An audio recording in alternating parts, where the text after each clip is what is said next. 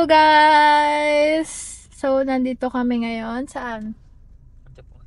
Ba't nagiging Josh mo? Hika ka. So, nandito kami ngayon sa Antipolo. Ay! Laglag na naman. Dahil sa Antipolo.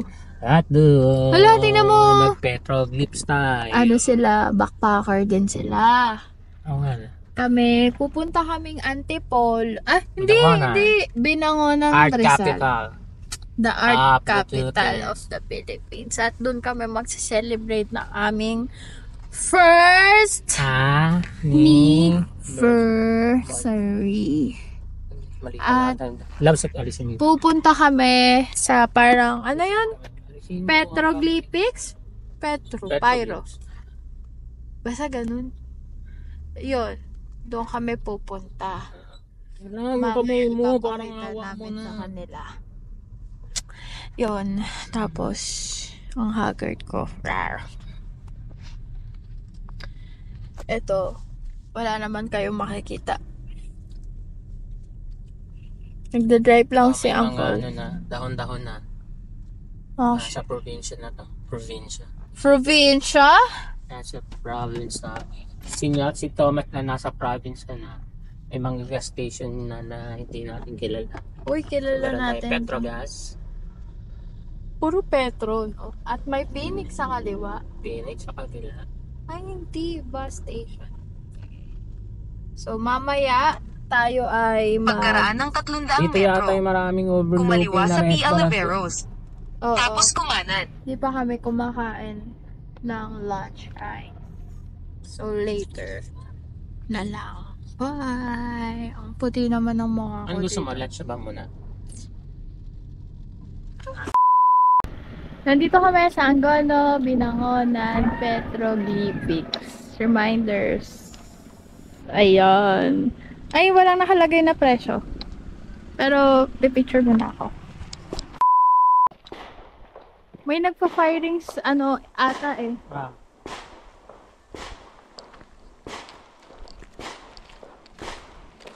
Dito lang. Pwede ba? Gano po? Good afternoon po. Ah, walang bayad, kuya? Ah, libre. Ilan pa na bukas? Kailangan lang mag-log. Ngayon, ano sir? Ano pa to? Last year pa. Kasi nung nakarang pumunta kami dito, sarado. Nag-cancel na re-renovate. Ah, isang diretso lang talaga to, kuya? Isang diretso ma'am, tapos kung matagos nyo yan, lakad pa kayo. Mm. Yun na yung museum. Okay? Time. Ah, oo nga, inano nila, inayos. Thank you po. Ay! Ito naman na ano. Pero bakit may butas-butas? Gumagawa naman ito kasi para matagos yun. Yung? Matagos yung ulo. Amaze. Empowered tuloy. Amaze pala.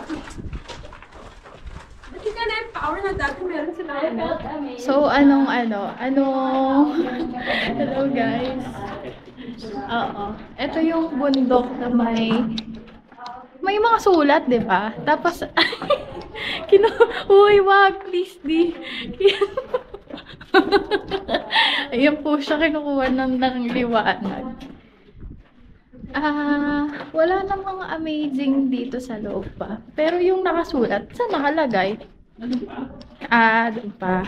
Sa, ano bang ano? Pinutas lang itong bundok na to para mabilis ka makapasok sa So access lang pala siya. Ibig sabihin, dati, ang bakit pinagdati, may nakatira dyan. So, Okay. nakakapagsulit sila. Nakakapag? Wala. Yan sila. Nagtago sila dyan. Uy, ang ganda di uutin na mo. Yan. Sasama ko to sa vlog. Wag! Ayan, nakinuha na siya ng liwanag. Ayan. So, binutos talaga nila to. Nirenovate tong bundok. Uy, pero in fairness, di yung ano niya, bato talaga. So, matibay, no? Ito siya.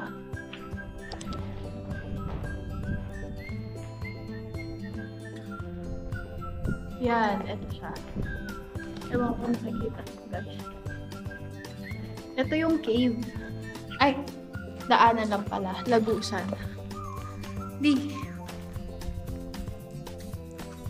Tapos, explore. Uy, wala tayong payong. Oh, wala na tayo. Ano gagawin? Ano ba yan?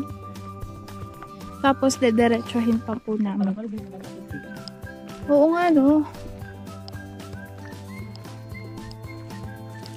Ano yan?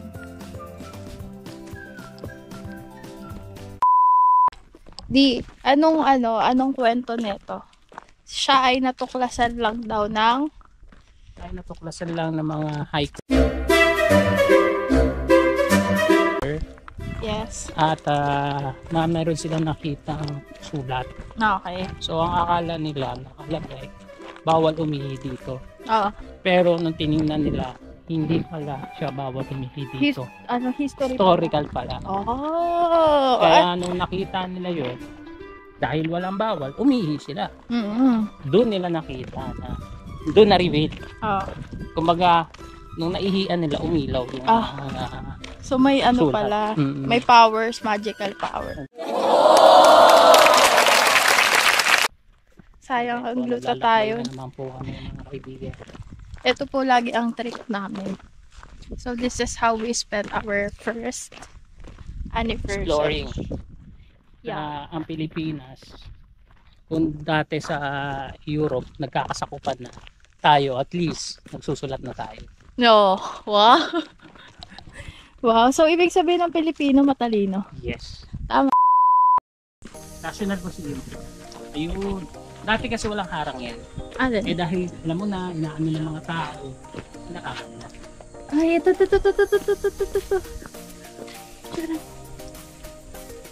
Na-picture mo na. Yan. Ito, the Angono Petroclus is considered a highly significant cultural landmark. Kasama siya sa National Cultural Treasure. Human and animal-like figures are engraved on the rock wall, made of 3,000. volcanic to. May bayad? Ay. May CR po kaya, ma'am? Meron din po. Ayun pala. Kailangan lang ma-vlog. Thank you. Thank you po. May po siya, CR muna tayo. May CR dito sila. Tara! So, eto guys. At paakyat na kami sa papuntang mga nakasulat. Ituro mo sa akin, Dia. Ay, hindi makikita dito sa vlog. Ay, sa video.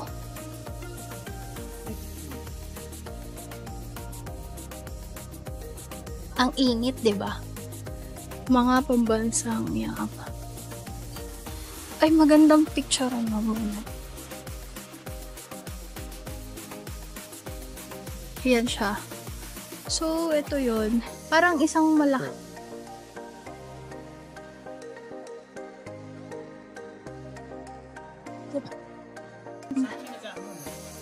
May nagpapaliwan. Wala ba? Wala. Asan yung uwit?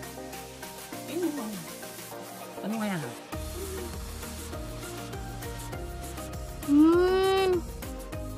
Ikaw na magtanong. Kasi nagbablog ako. Hindi na makikita dito. Pero, ayan. Oo. Oo, kama yung mga nag-explain. Ito, oh. Para siyang tao. Oo. Ayun, oh. Parang tao.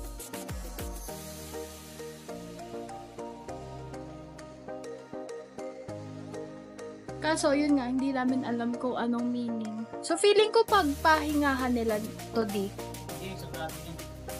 Eh, bakit bukas yung cave? Eh, no, bukas. Tapos parang tao yun na babae.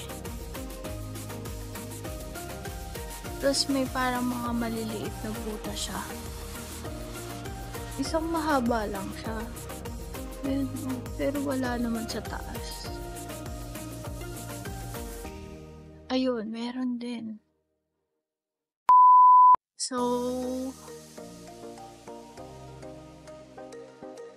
yan siya. Ganyan siya kalawak, guys. So, sinasabi nga na hikers lang yung naka-discover. And, yung interpretation, hindi pa namin alam kung anong ibig sabihin yan. So, nandun si Adi, naghahanap siya ng tour guide. So, pero, okay lang kasi ito, ginawa nila ng ganito, pin-reserve nila para walang pupunta doon mismo. Sa mismong may mga nakasulat, ganon. So, syempre, parang mas ma-preserve. Kaso, meron akong nakita mga letters eh. Ayun na, parang may mga I love K. Tapos, parang may nakalagay na. Ito. Ayun oh, parang tao. Tabi.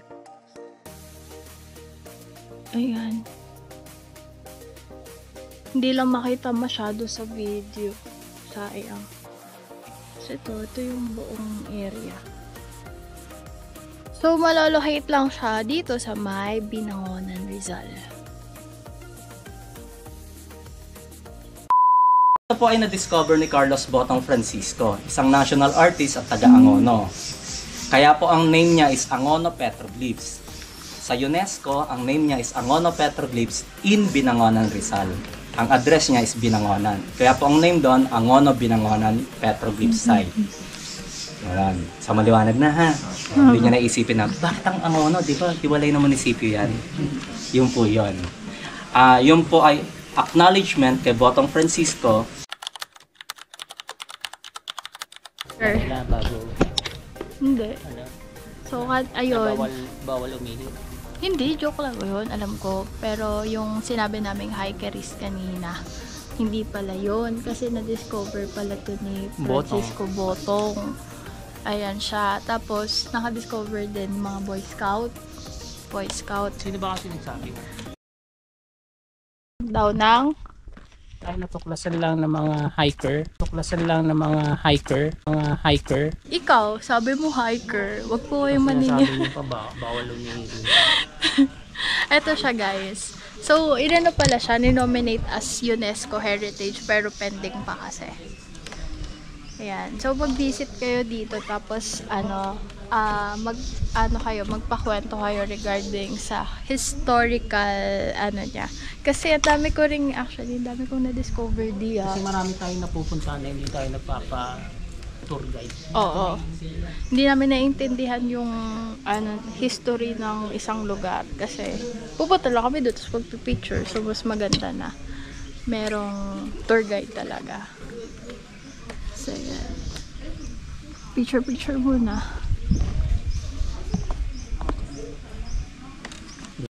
Actually po, basically, Nasaan po yung mga bato na nakuha? Sa national or whether keeping and maintenance. Yan po yung mga black and white po taken po yung 1965. Ay, ito sila oh. Yung Ito naman na po yung nag-conduct ng study for preservation po. Nung ma-include siya sa list ng danger. Alas ka na po ng i-discuss sa sila. Ay, ibig sabihin yung bundok pala siya. Oo. Pababa talaga na ako.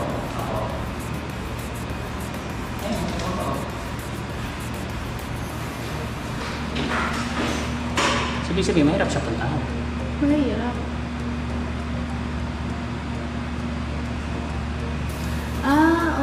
Okay. Parang nasa taas siya. Mm-hmm.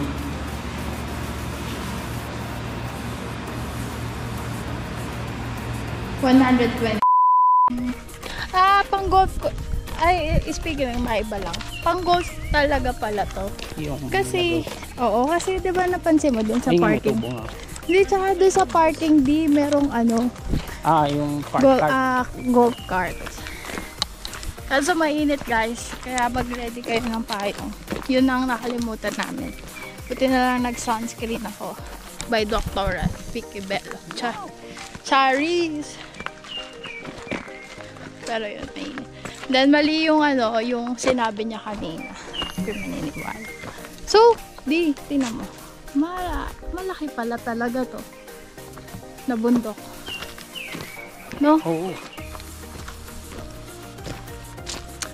Papasok kami ulit sa isang lagusan. Ayan siya.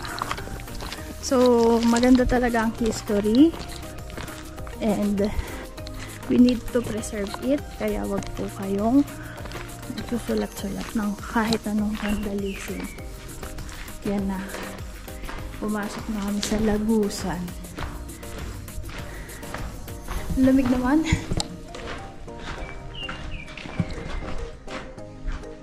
Tara, pasok tayo.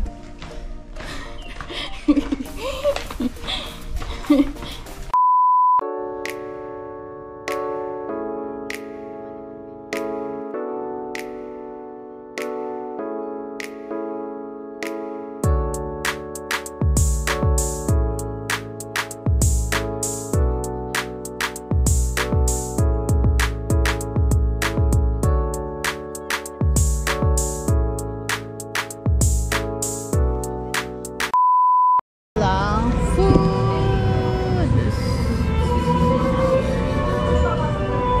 Ano masasabi mo, Ginoo? Ginoong Eldrick. Ay! Sige, pipili muna tayo, guys. Bibingkang Abnoy. Adobong oo, baka gusto mo. Adobong palaka. Nilasing na palaka. Binusang antik ang putik. Asaan? Ayan o. Asaan? Ito yung mga kakaibang pagkain. Kakaibang pagkain, guys. Meron sila bibingkang abnoy, sizzling butt and balls, adobong uok, adobong palaka, nilasing na palaka, nilasing na eldrick. Tapang kalabaw, masarap to actually. Adobong buwaya, adobong rabbit. Asan yung sinabi mong ano? Ayan o, adobong palaka. Hindi, asan yung sinasabi mong ano? Binusang hantik? Antik? Kinakain pala yung antik, be?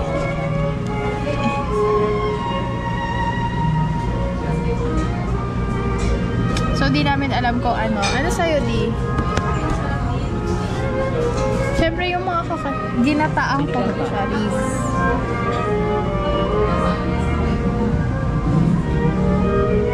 Gusto ko sinigang na ulo ng salmon sa isa. Sa? Oh, good for sharing naman, di ba? Sa isa. Tapos, hanap tayo ng something na.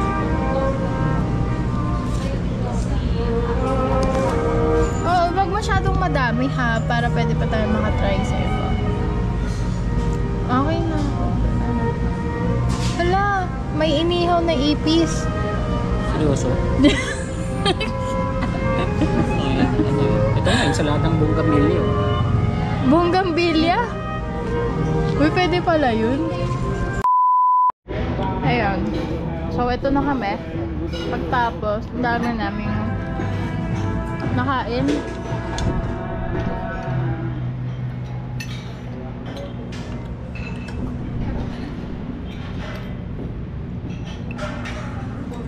Masarap yung hipon, madami. Masarap din yung pusit, madami.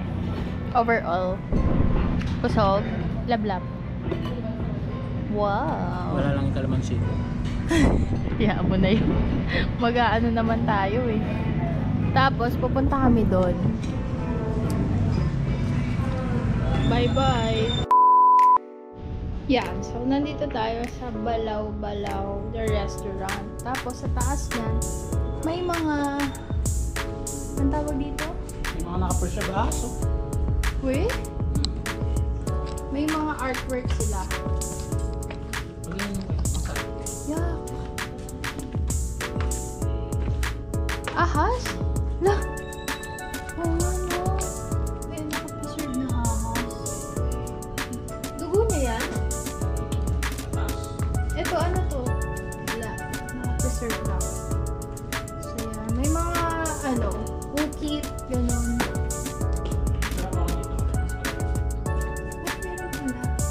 Malaking bahay to. Sige.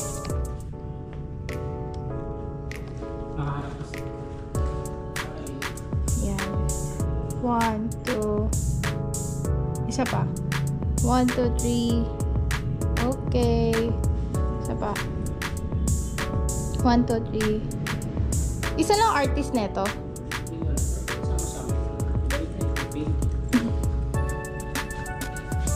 Ako din, picturean mo. Yan, no?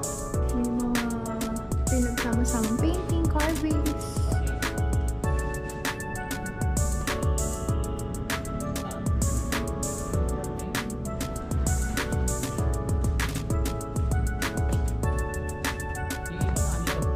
Actually, kaya mukha siyang madilim.